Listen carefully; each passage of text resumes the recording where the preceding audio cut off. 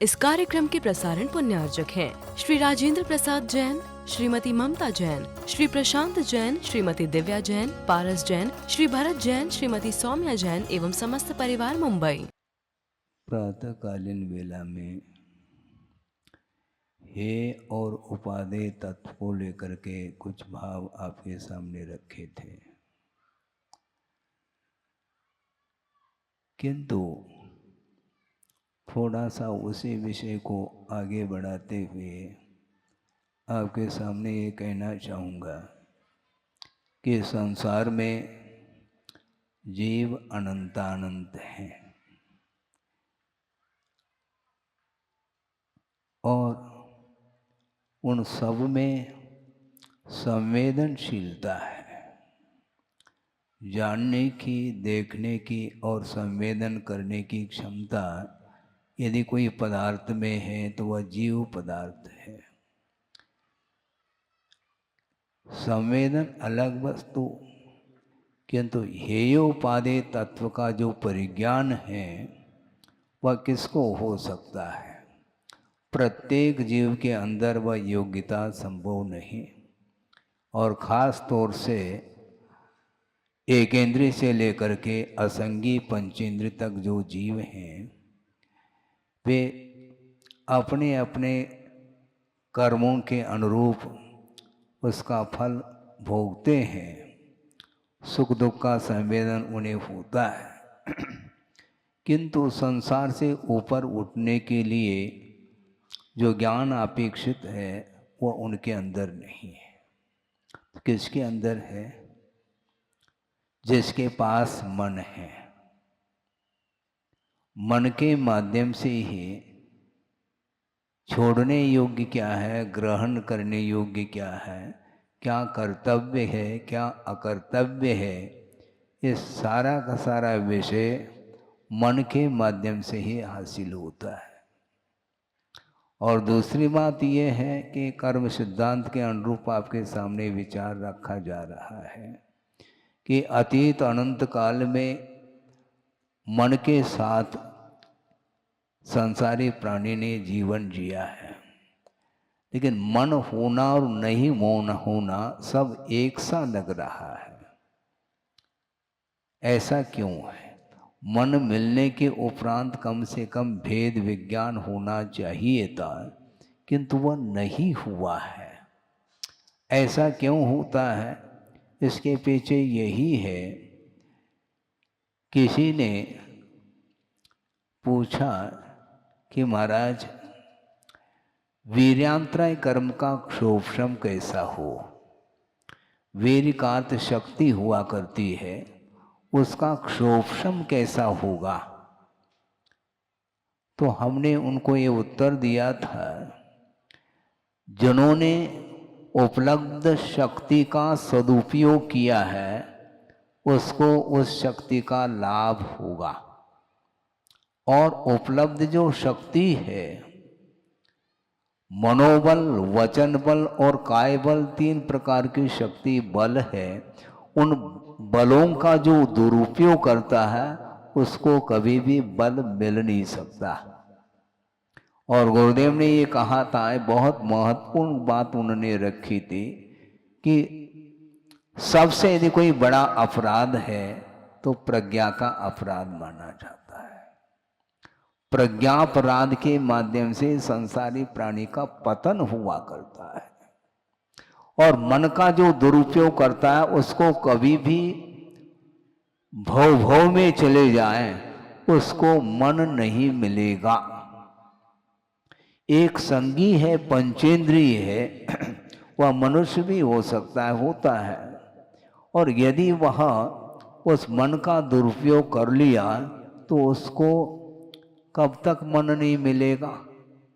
वह असंगी में उत्पन्न होता हुआ असंगी से असंगी, असंगी से असंगी, इस प्रकार असंख्यात पुद्गल परावर्तन काल तक वह मन से वंचित रहता है।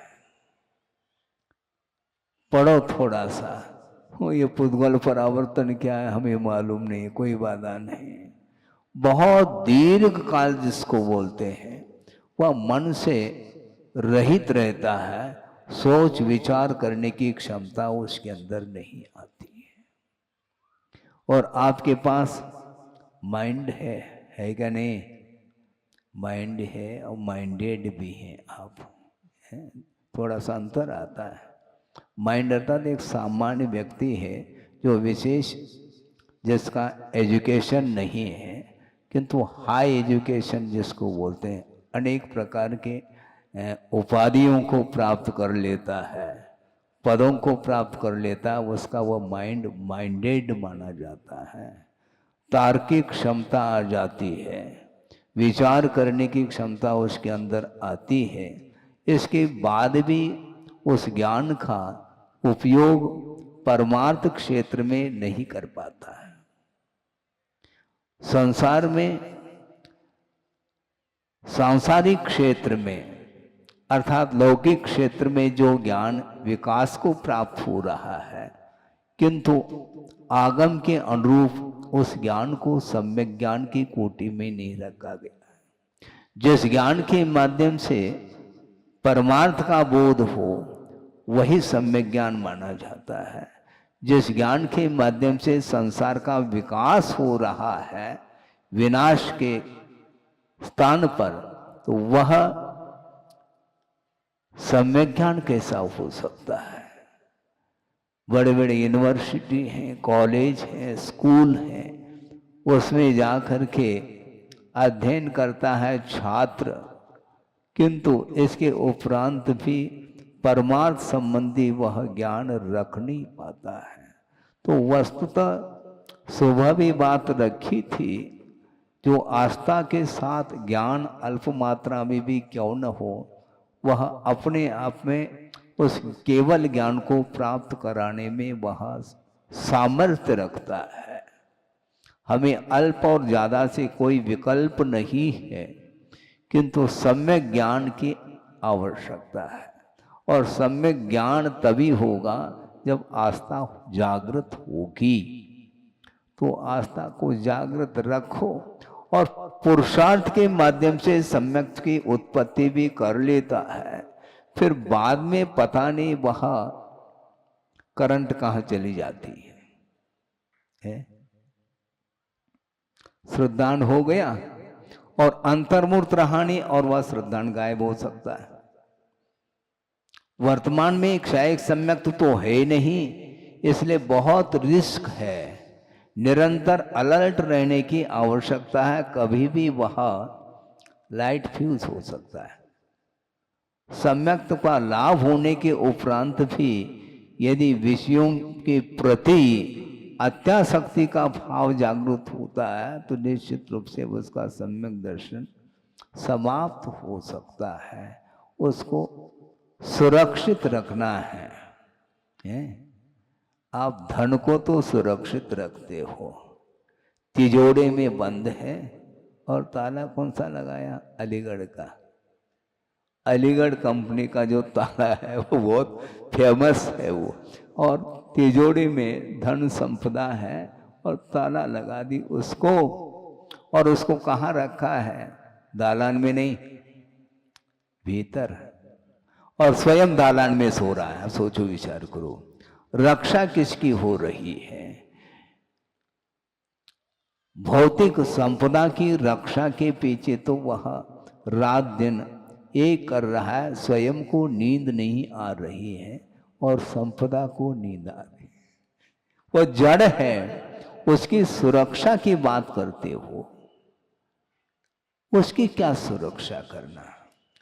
वस्तु तो बहुत कठिन है। और ये गंभीर विषय इसलिए है कि श्रद्धान होने के बावजूद भी उस पदार्थ के प्रति जो स्वामित्व का भाव है वह छूटता नहीं है।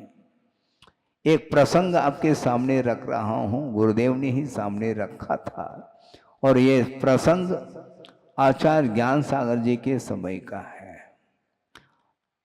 तत्व चर्चा चल रही थी और एक विद्वान ने कहा कि महाराज, आपकी क्या धारणा है?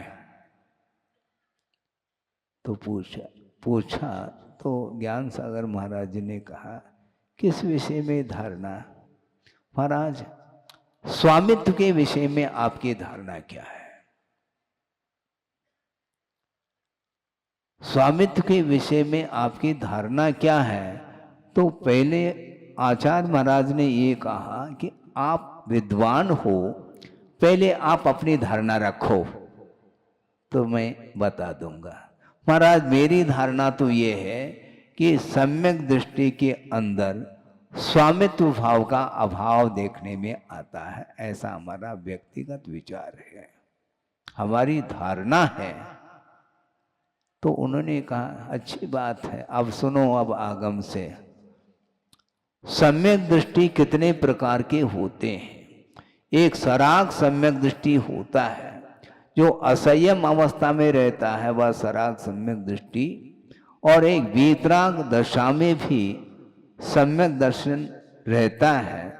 तो किस सम्यक दृष्टि की तुम बात करते हो? उन्होंने कहा कि चाहे महाराज सराग सम्यक दृष्टि हो चाहे वीतराग सम्यक दृष्टि हो, सम्यक दर्शन होना पर्याप्त है और स्वामित्व भाव का अभाव हो जाएगा। आचार्य ज्ञान सागर जी महाराज कह रहे हैं बैठ जाओ थोड़ा सा और शांति से चिंतन मनन करो आगम के माध्यम से। चक्रवर्ती है, 96,000 स्त्रियां हैं, 84 लाख आती है, 18 करोड़ घोड़े हैं और उतने ही रथ हैं, और 14 रथ 9 निधि, षटखंड अधिपति है। ये अधिपति ये क्या वस्तु है? जब सम्यक दर्शन है तो अधिपतित्व का अर्थ क्या है मैं बता दो थोड़ा। 6 खंड के ऊपर आधिपत्य उनका है, यानी स्वामित्व है। तो सम्यक दृष्टि को स्वामित्व नहीं होना चाहिए ना। एक यदि मान लो 96,000 में से एक को कोई उठा दे तो वो शांत बैठता है क्या? महाराज बात समझ में धीरे धीरे आ रही है, हाँ धीरे धीरे आती है। मैं ये कहना चाहता हूं करणानियों की पद्धति से नहीं किंतु चरणानियों की विवक्षा से आप सभी सम्यक दृष्टि है, इसमें कोई दो राय नहीं। लेकिन सम्यक दर्शन होने मात्र से आपका स्वामित्व पर वस्तु के प्रति नहीं है ऐसा नहीं कहा जा सकता है। आपने घर को ताला लगा करके आए क्या? वैसे ही बोलो। यदि कोई मेंबर नहीं है घर में तो ताला लगेगा, या तो कोई मेंबर है तो उसके भरोसे आप आ जाते हैं।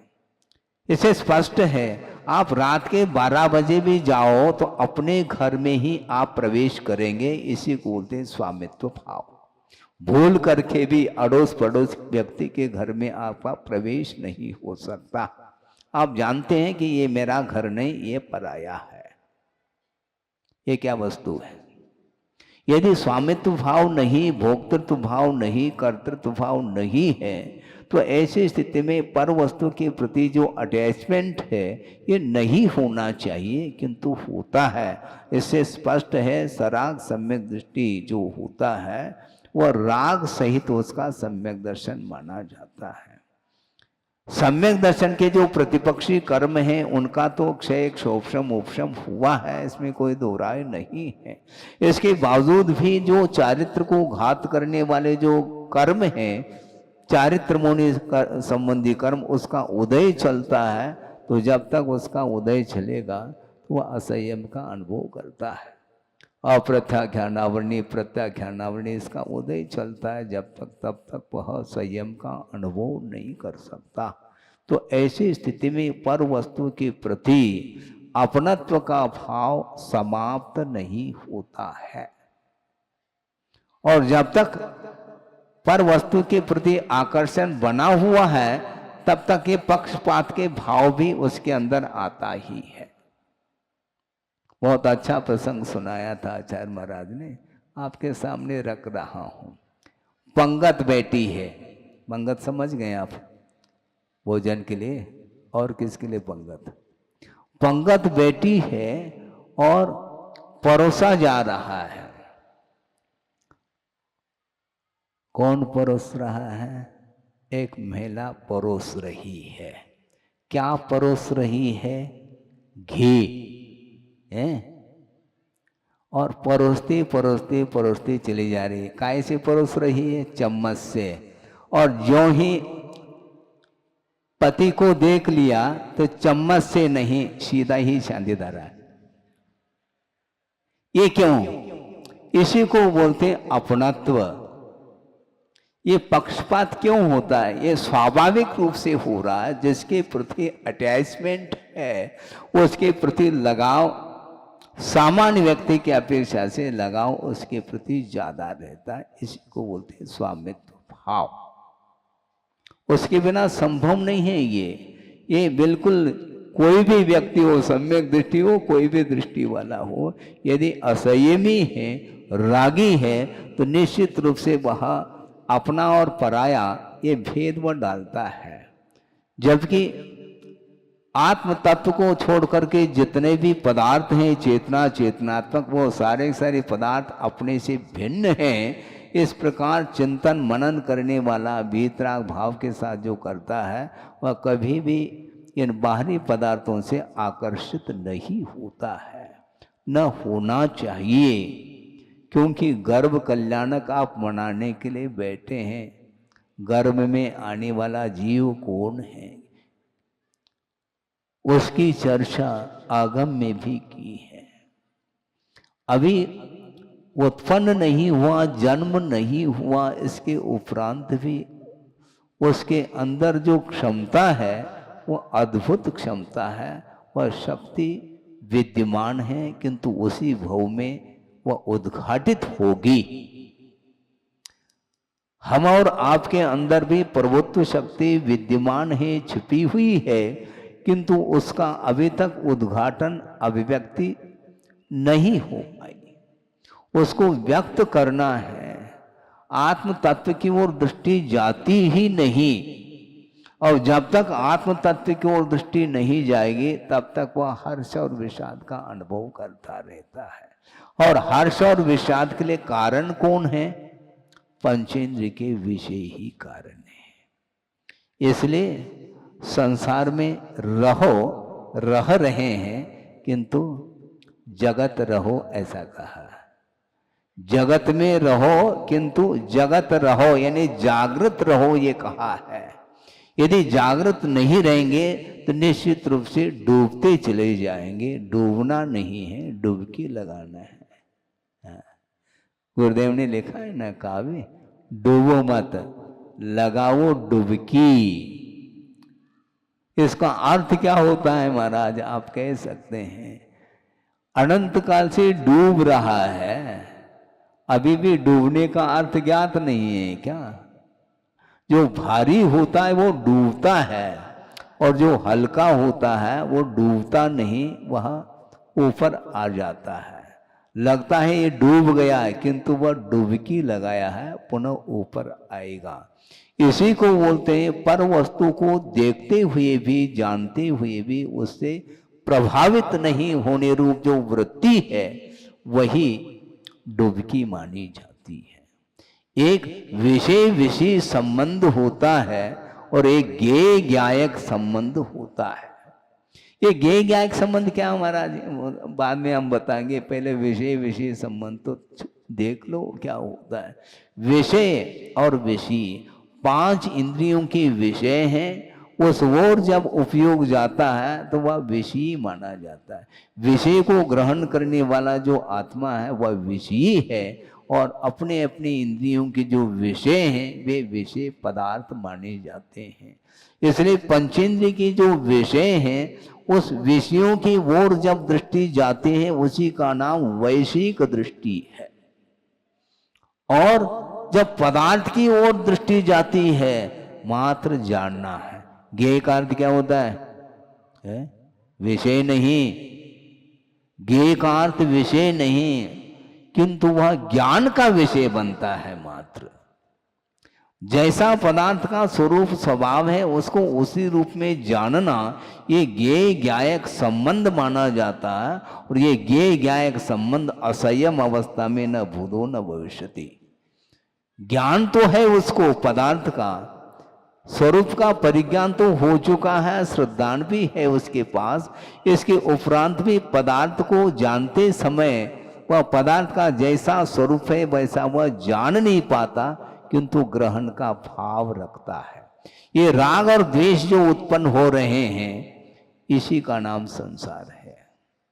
संसार में रहते हुए राग द्वेष से ऊपर उठने का जो पुरुषार्थ है, वही ज्ञेय ज्ञायक संबंध माना जाता। ये मात्र जानने योग्य पदार्थ है। जब जानने योग्य पदार्थ है तो उसमें राग और द्वेष क्यों करते हो? इष्टानिष्ट की परिकल्पना क्यों करते हो? पदार्थ ना कोई इष्ट है ना अनिष्ट है। इष्टानिष्ट की एकमात्र मान्यता है, परिकल्पना है। इसलिए आचार्य कहते हैं पदार्थ कभी भी बंध के लिए कारण नहीं हो सकते, और बंध के लिए वो निमित्त अवश्य निमित्त के रूप में हो सकते हैं। किंतु हम राग करना चाहें तो कर सकते हैं, नहीं करना चाहें तो नहीं कर सकते हैं, क्योंकि हम स्वतंत्र हैं। बंध के क्षेत्र में आप परतंत्र नहीं हैं। मान लो आपने निमंत्रण किसी को दे दिया भोजन के लिए, और वो आ गया और उसके मन पसंद के आपने सारे सारे व्यंजन परोस दे, यहाँ तक हो सकता है, किंतु उसको जो रुचेगा वही लेगा। इसमें बाध्यता संभव नहीं। आप बाध्य करते हैं क्या? आग्रह कर सकते हैं, अनुनय कर सकते हैं, महाराज ये भी ले लो। प्राय करके हमारे सामने समस्या आती है, महाराज अब कुछ लेते ही नहीं है। अच्छा, तो आए काय के लिए फिर? हैं? आपने कुछ लिया ही नहीं महाराज। अच्छा, फिर आज के आनंद की जय भी बोल रहे हो आप। दोनों बातें हो रही हैं। आज के आनंद की जय बोल रहे हैं और महाराज ने कुछ लिया ही नहीं है। दोनों बातें महाराज, भाव इसी प्रकार है। आप भावों को पकड़ो। आप शब्द पकड़ते हैं, शब्द नहीं, भाव ही पकड़ना चाहता हूं। लेकिन आपको आनंद भी आ रहा है और आप कहते चले जा रहे, आपने कुछ लिया ही नहीं महाराज, आज कुछ भी नहीं लिया। अच्छा, कुल्ला क्यों कर रहे फिर? है कुछ लिया नहीं तो कुल्ला नहीं करना चाहिए, कायदे से देखा जाए। भाव आपका यह है कि महाराज आपने लिया तो है, किंतु जो अनुपात है बहुत अल्प है, ऐसा आपका भाव है।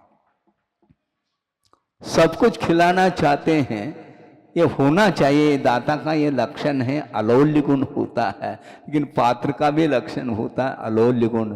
जो दे रहे हैं उसको बिल्कुल चट कर दें, ऐसा नहीं होता है।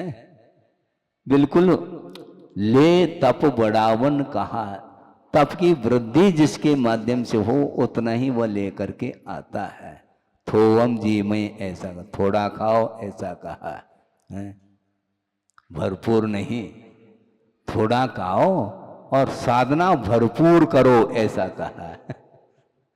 महाराज ये कैसा बनेगा? आपको नहीं बनता है, कोई वादा नहीं। तो मैं ये कह रहा था कि वस्तुतः पदार्थ को जानना खेल नहीं है। हाँ, रागी भी पदार्थ को जान रहा है, किंतु उसके साथ इष्टानिष्ट की परिकल्पना जुड़ी हुई है। जब तक चुनाव पद्धति रहेगी तब तक उसके साथ राग जुड़ा हुआ है। आप सब्जी मंडी जाते हैं, उसमें भी चुनाव कर रहे हैं। क्यों? अच्छी चीज है तो अच्छी चीज दो, तो दाम अच्छा दे दो। फिर ए क्लास चाहिए तो ठीक है। ये क्या है? ये वस्तु सामने नहीं आ रही, उसमें जो वैरायटी है उसकी ओर दृष्टि जा रही है। हमेशा संसारी प्राणी इसी प्रकार करता आया है। ये खेल इसलिए नहीं है कि आप निरंतर आपकी दृष्टि किस ओर जाती है, वो उसको पकड़ना है हमें। पदार्थ को आप जान नहीं रहे, किंतु पदार्थ इष्टानिष्ट के रूप में जानने में आ रहा है, अथवा अपना पराया के रूप में जानने में आ रहा है। तो इसलिए इष्ट की परिकल्पना और अनिष्ट की परिकल्पना, ये दोनों हमारे लिए हानिकारक है, ये कहा है। और ज्ञेयभूत वस्तु पदार्थ जब सामने आ जाता है तो उस समय किसी भी प्रकार से कोई भी न राग होगा न द्वेष होगा। महाराज कैसे छोड़ें? अच्छा, कैसे छोड़ें? आप छोड़ते हैं अपने लिए जो अनिष्ट है उसको तो छोड़ देते हैं आप, किंतु जो इष्ट है इसको कैसे छोड़े महाराज? जैसे अनिष्ट को छोड़ा वैसे इष्ट को छोड़ो ना, क्या दिक्कत हो रही है आपको? है? पदार्थ जब अनिष्ट है तो आपके लिए इष्ट नहीं रहा। जैसे मान लो गर्मी के दिन है, धूप में कोई बैठना पसंद करता है क्या? छाव में आएगा। किसने कहा था छाव में आने के लिए? अपना ही मन कह रहा है धूप पसंद नहीं है और छाव में आ जाता है। उसमें भी गर्मी लगती है तो क्या करता है? चक्र चल रहे हैं ना ऊपर, पंखा। और इसमें भी गर्मी यदि मान लो दूर नहीं होती है फिर कूलर। ये करते ही चल, ये सब कुछ अनिष्ट से आप बच रहे हैं और इष्ट को कैसे छोड़े महाराज ये कहा जा रहा है। तो अनिष्ट को किसने छुड़ाया तुमसे, हमें बताओ? स्वयं ही छोड़ रहा है। अपने लिए यदि मान लो प्रतिकूल है तो तुरंत छोड़ देता है, और अपने लिए अनुकूल है तो उसके गला लगा लेता है उससे। यही है। एक हाइकू आपके सामने रख रहा हूं, गुरुदेव ने लिखा है कि वस्तुतः द्वेष फिर भी ठीक है, करने के लिए नहीं कहा जा रहा है, किंतु द्वेष से भी राग भयानक है ऐसा कहा जा रहा है। पढ़ा है आपने? द्वेष से राग विषैला होता, सुन रहे क्या नहीं? द्वेष से राग विषैला होता जैसे शूल से फूल। शूल अर्थात कांटा, कांटा, कांटे से तो सब बच जाएंगे, किंतु फूल से कौन बच रहा है मुझे बताओ? जो शूल से तो बच रहा है किंतु फूल से वह फूल रहा है, तो यही तो राग है। राग छूटता नहीं है, राग छूटता नहीं, छोड़ना पड़ता है, और द्वेष अपने आप छूट जाता है, क्योंकि आपको इष्ट ही नहीं है। क्या है इष्ट आपको? क्या इष्ट है बोलो? पंच परमेष्टि इष्ट होना चाहिए। सुन रहे हैं क्या नहीं सुन रहे हैं?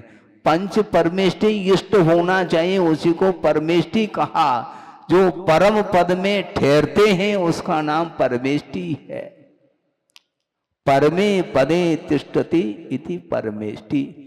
जो इंद्रादिकों के द्वारा भी वह पूजनीय पद माना जाता है, उस पद में जो विराजमान है वे परमेष्टि कहलाते हैं। उनको तो छोड़ देते हैं और अन्य जितने भी पदार्थ है उन्हीं के प्रति इच्छा जागृत होती है, वही आपके लिए इष्ट है। कहने के लिए पंच परमेष्टि परम इष्ट है, लेकिन कितने समय के लिए उनको अपने हृदय में बिठाते हो? विचार करो, बहुत कठिन है। इसलिए द्वेष से राग विषैला होता ऐसा कहा है। बहुत कठिन है ये, छोड़ना खेल नहीं। श्रद्धान का विषय तो बन जाता है, किंतु श्रद्धान में और संवेदन में जमीन आसमान का अंतर है, ऐसा गुरुदेव ने स्पष्ट शब्दों में कहा है। पंचेंद्र के विषय सामने दिखाई दे रहे हैं, इसके उपरांत भी उन पदार्थों को देखता हुआ भी वह नहीं देख रहा है। पश्यन् अपि न पश्यति कर रहा है, वो देखता हुआ भी नहीं देख रहा है। और जो गौर से देख रहा है इससे स्पष्ट है उसके प्रति राग, उसके प्रति राग उसका पल रहा है। गौर क्यों करते हैं आप?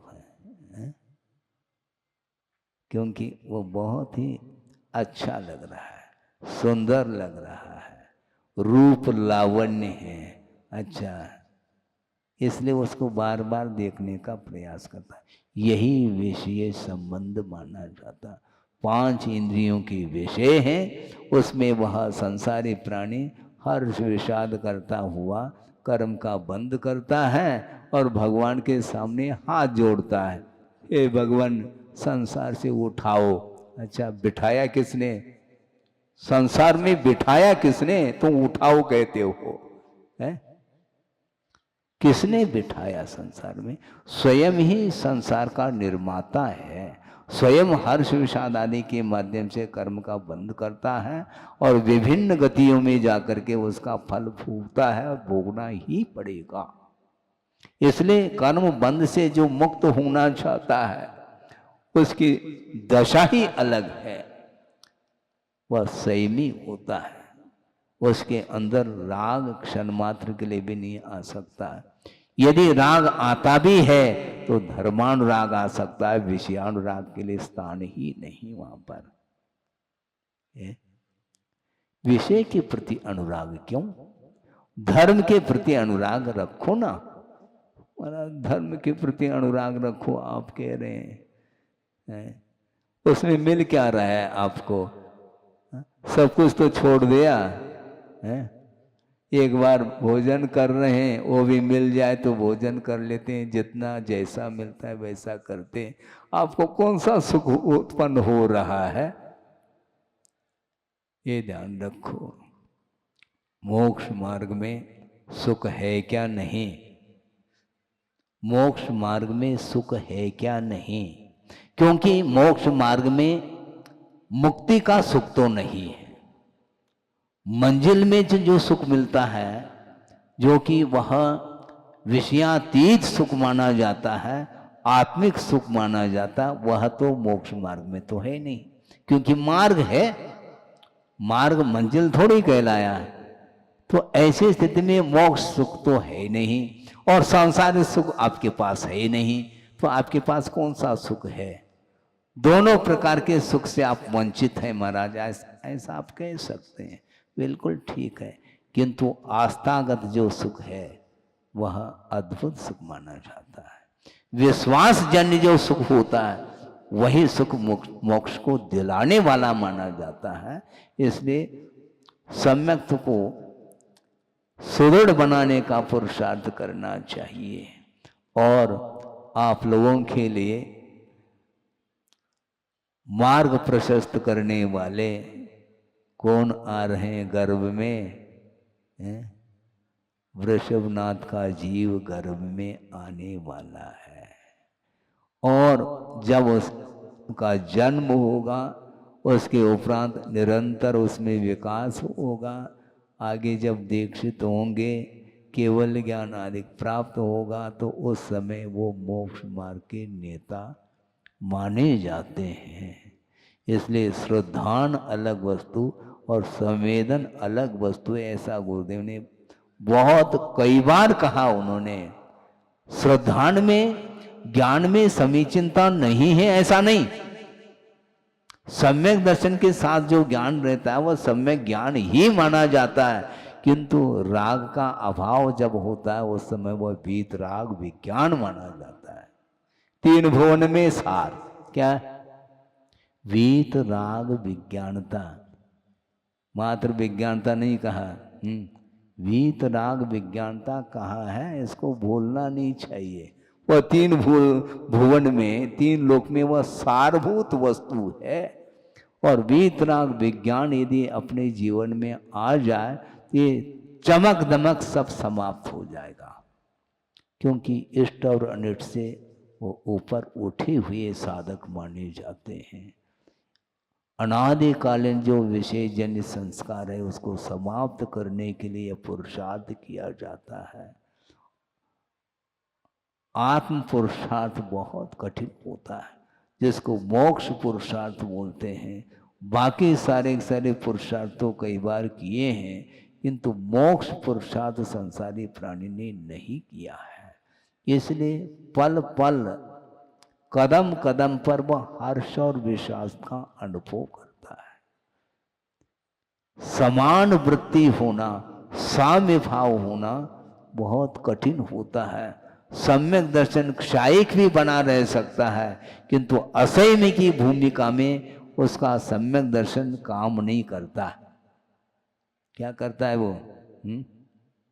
आने वाला वो भी दृश्य चक्री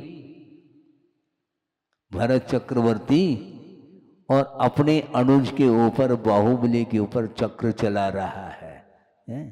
उसका सम्यक ज्ञान काम कर रहा है क्या? नहीं। वो सम्यक ज्ञान क्यों कह रहे हैं आप? सम्यक दर्शन है इसलिए ज्ञान में समीचीनता है, किंतु असंयम का अभाव नहीं है उसके पास।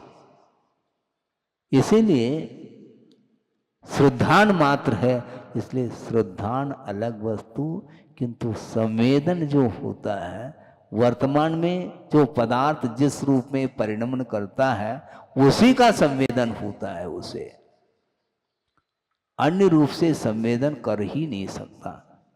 और संवेदन जब तक वीतरागता का नहीं होगा तब तक उसका विकास संभव नहीं है। एक छोटा सा प्रसंग आपके सामने रख करके विषय को पूर्ण कर लो, और यह दृष्टांत भी गुरुदेव ने ही दिया है कि श्रद्धान में और संवेदन में क्या अंतर है। बहुत बड़ा अंतर उन्होंने दिखाया है। एक व्यक्ति है और वह व्यापार करने हेतु जा रहा है, और वह पैदल जा रहा है, उसके पास और कोई साधन नहीं है, और जंगल को पार करके उस पार जो गांव है वहां जा करके व्यापार करके वापस आना है। और वह जा रहा है, ग्रीष्मकालीन समय है, लू चल रही है और पैदल चलना है। जा रहा है और बीच में ही भयंकर गर्मी के कारण कंठ सूख गया और एक कदम भी चलने की क्षमता उसके अंदर रही नहीं। अब वो सोच रहा है कि मैं अभी बहुत दूरी तय करना है, कैसे जाए, साधन है नहीं और प्यास लग आई है। तो वह एक पेड़ के नीचे बैठा है, निराश होकर के बैठा है, कोई व्यक्ति दिखाई नहीं दे रहा है। और 2-5 मिनट के उपरांत एक व्यक्ति आता हुआ नजर में आया है उसको। अब उसको तसल्ली मिल गई। ये तसल्ली क्या है? तसल्ली क्या है? क्या उसने पानी पी लिया क्या? जलपान कर लिया क्या? नहीं किया, अभी भी कंठ सूखा हुआ है, किंतु विश्वास बन रहा है कि कोई व्यक्ति उधर से आ रहा है, निश्चित रूप से कोई न कोई उधर प्रबंध होगा। जो ही वह व्यक्ति सामने आया है तो उसको पूछ रहा है कि क्यों भाई उधर से तुम आ रहे हो, वहाँ पर कोई सरोवर वगैरह है क्या? वहाँ पर कोई पानी का प्रबंध? हाँ, क्यों नहीं, यहाँ से लगभग 1-1.5 फरलांग भी नहीं और आपको सरोवर मिलेगा, और जितना आप जलपान करना चाहो कर लें। अब तसल्ली और बढ़ गई। इस तसल्ली क्या है? यही विश्वास है, ये ध्यान रखो, किंतु संवेदन अभी भी नहीं हो रहा है। क्योंकि इस प्रकार जिनके अंदर भावना रहती है उनको मुक्ति तो नेट है। आपको मिले या नहीं मिले अलग वस्तु, क्योंकि आप चाहेंगे तो मुक्ति मिलेगी, लेकिन खाली चाहने मात्र से भी मुक्ति नहीं मिलती, किंतु मोक्ष पुरुषार्थ करने से मुक्ति मिलती है। बंधन से मुक्त होने के लिए यह अवसर है। मोक्ष पुरुषार्थ आप लोगों को करना चाहिए, और विषयों के प्रति जो लगाव है, जो आसक्ति है, वो अपनी क्षमता के अनुरूप धीरे धीरे धीरे कम करते चले जाएं, तो निश्चित रूप से आत्मा में वह शक्ति जो छिपी हुई है वह उद्घाटित हो सकती है। हो इस पवित्र भावना के साथ। अहिंसा परमो धर्म की जय। बोधि समाधि परिणाम शुद्धि स्वात्मोपलब्धि शिव शोक सिद्धि चिंतामणिम चिंतित वस्तुदाने त्वां वंद मानस्य ममास्तु देवी। परम पूजाचार्य गुरुवर श्री विद्यासागर जी मुनि महाराज की जय। इस कार्यक्रम के प्रसारण पुण्यार्चक थे श्री राजेंद्र प्रसाद जैन, श्रीमती ममता जैन, श्री प्रशांत जैन, श्रीमती दिव्या जैन, पारस जैन, श्री भरत जैन, श्रीमती सौम्या जैन एवं समस्त परिवार मुंबई।